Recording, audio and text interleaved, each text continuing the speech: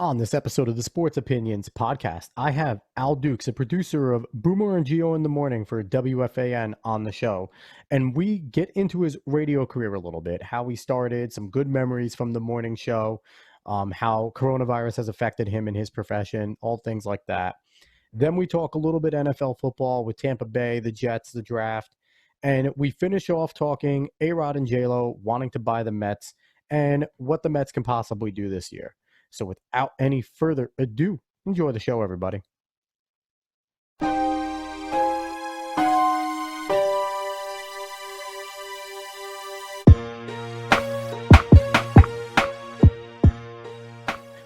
What's up, sports fans, and welcome to the Sports Opinions podcast. I am your host, as always, Alex Cuesta. And with me today is a guy that if you are a New York radio fan and you listen to WFAN at all, guarantee in the morning you've heard one of his parodies or something awesome that he has done. He is Al Dukes, producer of the Boomer and Geo show on WFAN, New York Sports Radio. What's going on, Al? What's up? Thank you for having me. Yeah, really pumped to have you on. Now, I listened to a whole bunch of Boomer and Geo. I have to admit, the listening's been down a little since I've been home because Disney Plus with my 2-year-old daughter has taken over everything. Yeah. Occurs and I'm on my morning drives to work. Boomer and Geo is what's on the radio. So I really appreciate the work you do and you coming on. Thank you. So want to jump right into it. You've been doing the radio production side for a little while now, I'd like to say. Just really want to pick your brain a little. When did you start? What got your interest into doing radio and sports talk radio, stuff like that? Well, I grew up, I loved Howard Stern. I probably found him around 1986 when I was driving back and forth to high school. It's amazing to think that was in 1986 when I was driving to high school. I'm 50 years old now, and Howard Stern is still on the radio. So bizarre, keeping amazing. SiriusXM alive. Yes, he is. So I really was interested in talk radio for that reason. I was a big sports fan back when I was in high school, and then I was also a radio fan. I didn't even know WFAN existed. I just wanted to do something that was related to talk radio, do something like Howard. I never thought that I could be the main guy, but I always thought, well, I could work on a show like that. That'd be interesting. And then after I got out of college, I got a job at a sports station down in Tampa, Florida, and did that for a little while, then came back up here to work at WNEW when Opie and Anthony and Ron and Fez were there. They were so much fun. Yeah, then after the Opie and Anthony disaster, that format, when Howard left to go to Sirius and when Opie and Anthony ran into their problems, that format kind of went away. So then if you wanted to do talk radio, you could either do sports or political talk, and that was really it. So I ended up in the sports world again when Boomer and Carlin were starting. I had known Craig from when I worked at WNEW, and they knew they weren't going to do a straightforward, hardcore sports show, so I thought I would fit in with that. Yeah, that show was lots of fun, and I feel like it was an interesting transition with Boomer and Geo, but it's really found its own legs, and I feel like they did a great job, especially Boomer, because from doing Boomer and Carlin for so long, he did a great job morphing and letting Boomer and Geo become Boomer and Geo and not letting it force to become what it used to be in terms of Boomer and Carlin. So that has been a really cool transition. From looking in on the inside there, what was the internals, if you want to get into a little bit of that, in terms of that transition? So I think what happened was, like, when Craig was arrested and stunned all of us, the funny thing with radio is there's no stopping, right? So you do a show that morning, you do a show tomorrow, you do the show after. So it's not like a TV where you have different seasons where, you go away for 6 months and you come back with a new show, or you come back and things have changed in the world. You're just doing the same show. So it was important to me at that time not to add somebody right away. So like Craig got removed, but I thought if we put something in its place right away, it probably wouldn't work right away. So that's why awesome job Yeah, filling in for Jerry the did a time great being. job. Jerry's so good. Yeah, he slid right over there, right? So then we tried a couple different people out, but I didn't want I had asked management at the time not just to throw anybody in there, but to put someone in there who we thought would be a potential long-term host, because I wanted the audience to know what they were getting every morning when they tuned in. And if you had a Yep. different person in there every day or every 3 days, that's where you lose people, I think. So, and then to Gio's credit, when he came in, he was coming into a show where everybody else had been working there for 10 years. And he didn't come in, trying to overtake anything right away, which probably wouldn't have worked. The audience probably wouldn't have liked it. It would have felt weird to us. Boomer would not have gone for that. Yeah. So I thought Gio did a really great job in that spot. And it was funny because Gio and Chris Carlin at the time, who took over Mike's afternoon slot, they're very good friends, but they were kind of jab at each other. Gio's impressions of Chris Carlin in the Yeah. morning were some of the, and Chris Carlin reacting, finally kind of blowing his gasket about it, was some of the best radio. And to Gio's credit, he kind of used being the new guy on the block to add the comedy element that was always there. Yeah. In terms of the way he kind of played the victim, which was fun. It was very fun. So, you're kind of delving into this a little bit, but you've been working with Boomer essentially for a long time now. What were some of your best memories or best memory right now of working at the morning show? Well, I think working with both Boomer and Craig and Boomer and Gio, all of them, and Jerry and Eddie and Bobby, and they're all nice guys off the air. Mm-hmm. Sometimes when you work with and work on shows that seem like they're a blast and so much fun to work on, if the people off the air are not happy or miserable, or then it's not a fun experience. So everything has been great working with Boomer, Craig, Gio, all those guys. Off the air, it's very much the same as on the air. So softball and hockey, or just those I could do without. But as far as the cool parts of it for me is meeting the sports people that I liked when I was in high school. So anybody from the '86 Mets, Joe Montana, Roger Staubach, any of those era guys from like the '70s and '80s. Those people, wrestlers from the '80s, like Hulk Hogan or Sergeant Slaughter. Yeah. More so than the new guys who come up, because to me they're I'm twice their age now of the current athletes, so that's not that exciting for me. But to see the guys that I grew up watching as a kid is really cool. So it's fun because you're kind of sitting in my position sometimes there, because right now, like, it's in a similar position. I grew up in Jersey, listening to the Fan, not even knowing that you were involved with Opie and Anthony. I used to listen to Opie and Anthony in the morning. So it's like now I finally get to, see you in video here on Zoom, Yeah. to you. And it's definitely a little bit of similar probably feelings to what you have when you're meeting those types of people that you look up to, people that, in my situation, definitely have aspirations to hopefully one day break into the field you're into and make it a profession. Right. So, yeah, what's funny is I never listened to WFAN until I started working there. I listened to the Fan. So, in high school, it's always, you probably can relate, it was more music than anything. So Yeah.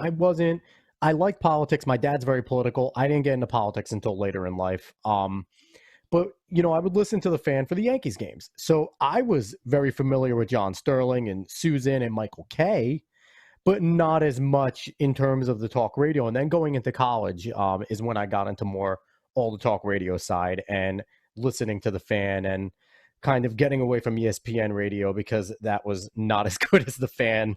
So, it was just a fun transition there. Now you are the call screener for the morning show.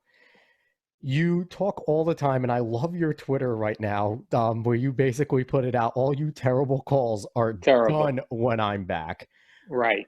What has been your favorite screened call that you're sitting there and going, I want to put this on the air, but I really can't and or shouldn't? Do you have one that sticks into your head?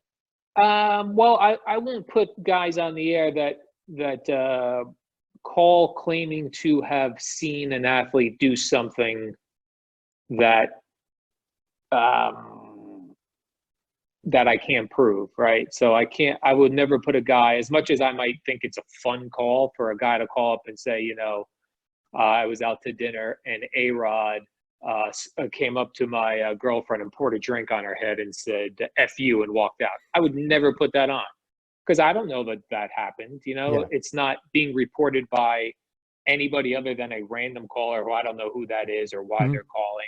So I wouldn't put those guys on ever. Like I'll just say, or a guy will be like, oh, so-and-so stiffed my kid for an autograph.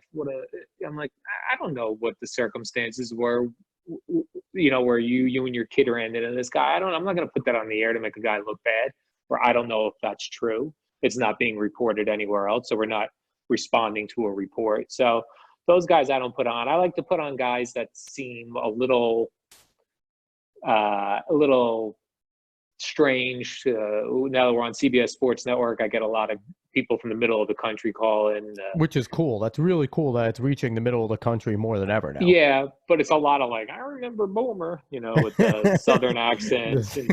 The Cincinnati people and all that stuff. Yeah, like there's a fine line between a bad caller that will be funny on the air and just a bad, boring caller. I'm expecting some VIP treatment if I call into the Fan on the morning show now. I have no VIP treatment. I treat everyone like they're a terrible caller. So unless you can convince me otherwise, and I do sometimes, like Eddie's sees some of these.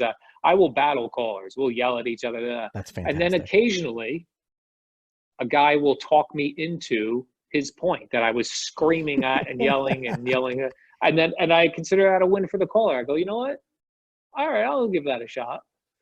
So I don't just reject people right away. You have the debate before the debate. I have the debate before the debate is right. Yeah, it'll be interesting. Next, if I ever call, you'll be like, oh, that idiot that interviewed me a little while. I don't want him. Yeah, you'd have get to him out of here. Just have a point. So, you're obviously home. We're all sitting at home for the most part. Sucks. Coronavirus, COVID-19 has struck all of us similar but different ways, I have to say. We're all at home, but we all have different situations going on. How has it personally affected you and your family, and also you on the production side for work? Well, on the production side, one, I can't screen the terrible callers. So terrible callers are getting on. How do we not have the technology to just send I don't know. It to you? Like, that's got to be something that we have. Come on, CBS, so let's go. Eddie's in there by himself, so he can't do everything. Because it does, when you're screening calls, if you do it the right way, you can't always be paying attention to what's on the air, and Al, that's okay. So, blame Eddie. It's okay. Yeah, so Eddie's picking him up and just putting him on hold. So I don't get to do that. So that puts a limit on like who's getting on the radio. Yep. Who normally wouldn't. And there's so many guys that even as soon as I hear them talking, I'm like, this is a guy who calls constantly and I never put on the air. So it's funny, like they're getting in now. They know that I'm not screening the calls. Now the other sticky notes for anyone else. Like, don't let this person on. Right. Well, I'll let the other shows do whatever they want. If they want to put on terrible callers, let them. But then the biggest thing for us working at home is you lose eye contact. So knowing when to jump in, because even though we're now all of us have cameras in there, it's on a delay for what's on TV. So you can't judge that by knowing when to jump in. And when you have Boomer, Gio, Jerry, Eddie, me, all with microphones, it's hard to sometimes where you could just kind of look at them and they would know you have a point. Or just even me, I would put my headphones on, then that was the cue that I was going to talk. And now you don't have that. You have the body language. And that you guys all know with each other for working for so long now that you get it. Like, all right, I'm at a point. Oh, Al has a point. I'll shut up in 2 seconds. Like, so there's definitely that. So that's got to definitely affect it. Have you seen any real negative effects on the show in that way, or is it still gone pretty smooth? Because you five are very good at what you do. So yeah, I think in the beginning it was weird. And then you get into that new normal. So you adjust because we all have worked together for such a long time. that you kind of adjust pretty quickly. But That's still, cool. like the minute we can go back in, we're going back in because it does make a difference. Oh, without a doubt. I think all of us, anyone that doesn't, like, I am enjoying my time at home. I'm not going to lie. I have no problem staying home, but I want to get back to work at the same time. So I think Right. anyone that, I think everyone wants to get back to work. I think that's Yeah, I just, love not commuting into New York City because yeah. that's brutal, and the rats, and you know, I don't want to be mugged. I don't want No. any of those things. So that doesn't happen here at home. So I'm looking to not commute into New York City, but we do need to be face to face with each other to do better quality programs. You missed your carpools with Jerry. Don't lie. I do miss some carpools with Jerry sometimes. All right, so we're gonna jump away from the radio stuff now, and we're gonna talk some football, some NFL. Which I saw today. I don't know how verified it is. They're hoping to possibly get going in October, which I'm not believing anything I see yet until it starts to actually happen. Until training Right. camps get going and all that really gets going, I don't believe anything. But Tampa Bay has been the news. The Buccaneers have been the big news, and they're the highlight, bringing in Tom Brady, getting Gronk, Percy Harvin saying he wants to come out of retirement and potentially go play for them. How do you think this is going to play out? We've seen super teams come together and do well in all sports, and then we've seen them come together, and it's like those guys were great, and now they're shells of themselves. How do you see it playing out in Tampa with Brady, Gronk, and all the weapons they already have there? Yeah, I don't. A guy like Brady is super motivated when Yeah. he's doing something new. So um, I don't think they're going to the Super Bowl, but they'll probably I'm sure they'll make the playoffs, but I don't actually see them making a deep run into the playoffs. And I'm not basing that on anything other than the NFL oftentimes doesn't give us what we expect. Mm-hmm. So when you're expecting a big thing, when you're expecting a high scoring game, you get a low scoring game. When you're expecting two scrubby teams playing each other that can't score, they'll each put up 45 points. Like there's no rhyme or reason to what happens in the NFL. It seems to be a lot of the opposite of what you think is going to happen. So Yep. I think they'll make a playoff run, but I don't see them even making it to the championship game. Yep. When you expect the Browns to be good every year on paper, they Right. end up being the Browns. Right. Exactly. So give me a prediction in terms of, is Tampa going to struggle early trying to get all this together? Because Bruce Arians is a hell of a coach. Tom Brady, is as prepared as it comes. He likes to walk into random houses that aren't his offensive coordinators, which was a great story. So far, all the trials and tribulations, you can create like a Benny Hill like comedy sketch of Tom Brady's Tampa situation currently.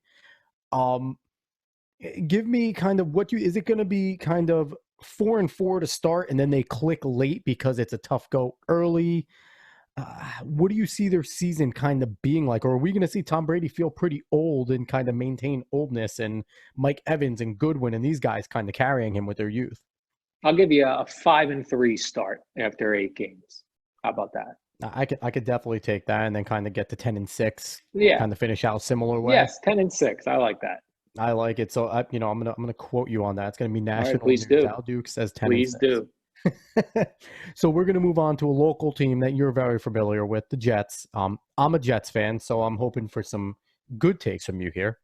Yeah, good takes. How do you think Joe Douglas has done this free agency, this draft so far in his tenure, in terms of building a team that, I'm not even saying a contender, but the AFC East is now open, and it seems like the Bills have already been crowned the favorites. Do you think Douglas has put together a team that can kind of combat that and maybe surprise the Bills and win the division? I still listen. The Patriots are still the Patriots until somebody decides to knock them off, right? Yep. So they're still up there. The Bills, like you say, are still up there. I still see the Jets as like the third team in the AFC East. I would have liked to have seen them get one of those wide receivers that were high up there in the draft, just because they lost Robbie Anderson. I and I thought that Sam Darnold and Robbie Anderson had a nice little thing going. So Yes. I was looking to replace him with somebody early on in the draft. But I don't know. I see them as a third-rate AFC East team. Not good news, Al. That's not at all Not what I good wanted news. to hear. Right. Now, I have a theory that the Patriots are just waiting for Cam Newton to get desperate and take a veteran minimum and just snag him. And to me, it was either between him or Jameis, and the Saints grabbed Jameis. But that's a very Patriots move. And I've said it to people, and they're like, no. I'm like, look at the projects that the Patriots have taken. They're not afraid to take these Yeah, kind but of they're disruptors, quote unquote. yeah, but they were never the quarterback, the leader position because they didn't have to, Yeah, right? yeah. And they seem like a very plain quarterback type of team. He'll fall in line. Everybody does when they go to the Patriots. Randy Moss, Corey Well, he Dillon. doesn't even need to fall in line. It's not like he's a bad guy or a No, troublemaker no, no. like a Randy Moss was. He just needs to not pout. I don't think Belichick will do with the pouting and the towel. I feel like we'd have a moment where like Daniels or Belichick would just like rip the towel off his head on the sideline, and that would be the last time he does that if he went there. Like I one of do those think types of things. I do think they will get Cam Newton. Yeah, I really think that that's something because why not? If he's out there and you got to pay him maybe like 8 million for the year, 9 million, why not take a flyer on a former MVP? And then that makes them my favorites in the AFC East right away again. Is that right? Yep. So All right. I mean, I would hate it because I'm a Jets fan. I hate the fact that that's how I feel, but that's unfortunate. So, last topic for football, the virtual draft. How did you feel that it went? Do you think the NFL did a good job making it smooth? Yeah, it was all right. I thought Roger Goodell was clearly reading and he A was little awkward. dull. Yeah. He's just like, thank you for that. Like just doing Come nothing with on, fans. feeling. Right. Yeah, that was kind of dumb. But it was cool looking into people's houses. I think it's funny that the maybe because I'm older and the draft picks are all so much younger. Mhm. So many times I would see like the draft pick sitting there with a woman. I was like, is this his girlfriend or his mom Or his sister, or his or his cousin, sister? or Yeah, who is that? because I like to evaluate girlfriends and see what type of gals these guys are dating. So What was it? like a CD Joe Lamb? Burrow. CD Lamb grabbed the phone quickly out of his Yep, how to girlfriend's rip the hand. Like that was phone. a very good move, very smart Like move. yeah, like Joe Burrow. I didn't know if that was his mom or his girlfriend until it was a little bit more of a closer up. Then I saw it was his mom, but they're young. So I want your opinion on this. It seemed that every single time ESPN had to put up a graphic about any of the picks, they included the most morbid stat that human has ever experienced somewhere on that graphic. Yeah. You as a producer, is that something that you're thinking is good TV, good radio, something that maybe with one person that's an extenuating circumstance, I get it for the Yeah. story, but does it have to be with every single graphic and every single pick? No, because I wouldn't want to be bummed out. It's enough with this coronavirus Yeah. stuff bumming us out every time we turn the news on. This was something to get away from that for one night, 2 nights, So I was not interested in bad news stats. Yeah, it was nice to have real sports. And then, we're talking about so and so died, so and so. The Right. inspirational story isn't bad when it's put in the right place. So I found that interesting. Now, this is something a little more in your wheelhouse, I think, our next topic, because I've noticed you always love, especially on the pre-morning show with you and Jerry, you love to tackle like the fun, sportsy, but kind of not sportsy topics. Right. A-Rod and J-Lo interested in creating a group to try and buy the Mets. Are you buying that as a Mets fan? I hope so. I would love it. I'm a Mets fan. I would love that. I would love that as a radio producer, as it's great for the show. It's great for the radio station. It's great for news. Power couple like A-Rod buying into the Mets. I'm all for it.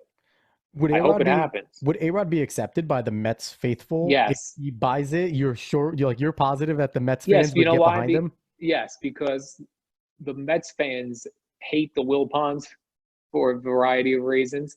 So they would even take A-Rod purchasing the Mets over the Wilpons. So yes, I think they would get right behind it. We can all be honest. This is J-Lo. I know A-Rod made a boatload of money. Yeah. But this is J-Lo's money. Just like similar to Tom and Giselle, it's Giselle's money and then Tom. This is J-Lo's money, and then A-Rod's going to pay for operations. J-Lo's buying the team. Well, A-Rod made a lot more money than Brady. Yes, he did. Yeah. I would think. Yeah, he did, because baseball players make absorbent amounts of money. But insane. they still need other people's money to get these deals done. I mean, I wouldn't, if I was A-Rod or J-Lo, I wouldn't want to get involved in such nonsense, but I'm all for it if they want to. I mean, it's different to me than Jeter getting involved with the Tampa situation because that's a small market. The Mets are a large market team that acts like a small market team. So if you can have a guy that's willing to come in and get a group that's Yeah. willing to actually spend and not be scared when Jason Bay doesn't work out so they don't spend for the next 70 years, like I think that would be good. I'm a Yankees fan, but for the Mets, I feel like it's 2 steps forward, 9 steps back a lot of times. Get to the World Series, crap a year next year, let's reset. Like the Mets are a weird organization. I think it'd be great because the Yankees had bad A-Rod that nobody liked. We could get good A-Rod that everybody likes now. Everyone loves A-Rod now. A-Rod's just trying to get into the Hall of Fame somehow with, get the steroid stuff off his back and get into the Hall of Fame, even though on record, don't care about that stuff. He belongs in the Hall of Fame anyway. Right. Agreed. So last question with the Mets. Again, another year where the Mets on paper are a playoff team in my eyes. That lineup is as good as any in Major League Baseball, especially the middle right there. They have the NL Rookie of the Year there. They have some really good players up and down hitting on that lineup. What do you feel like the Mets do this year? Are we going to get another disappointing, on paper great 500 season? What are we going to do with the I think Mets you'll get this a year? wild card team. It's a good And that's prediction. fine. Yeah, I would take a wild card team. Yeah. I think the Mets give you a wild card. That's about as far as I can predict with the Mets. I don't even know if we're playing baseball this year. God, I hope. I hope we get. NASCAR has been doing a good job trying to like. It's funny. All sports fans like during regular time, it's like, oh, they drive in circles. Now it's like, did you see the race? Right. The Now they're virtual race excited that was for it. awesome. Like now everyone wants to be a NASCAR Right. fan. Absolutely. But last with the Mets, if they get in the wild card with this lineup, can they make a run? Can they do something magical if they get in there, or is there just too much firepower with the Dodgers and other teams? I'm going to say yes, they can make a run. I like it. I like it a lot. So with that, that's going to wrap up this podcast. Al, I really Okay. appreciate you coming on. You got it. Again, that's Al Dukes, producer of Bumo and Gio in the morning on WFAN, New York Sports Radio 66, and 1019 FM. That's how much I listen. Right.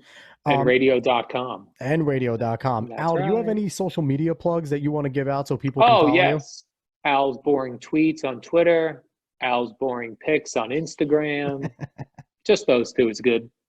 Fantastic. So again, I'm Alex Cuesta, host of the Sports Opinions podcast. Find me on Twitter and Instagram at @A_Cuesta30. Find Sports Opinions on Twitter, Sports Opinion 30, Instagram, Sports Opinions 30. Go look for us on Facebook, and anywhere you can find a podcast or video like YouTube, you can find this and other awesome guests that I've had. So once again, he's Al Dukes. I'm Alex Cuesta. Al, thanks again for coming on. You got it. Really appreciate it. Everyone, enjoy their day. Okay, peace out.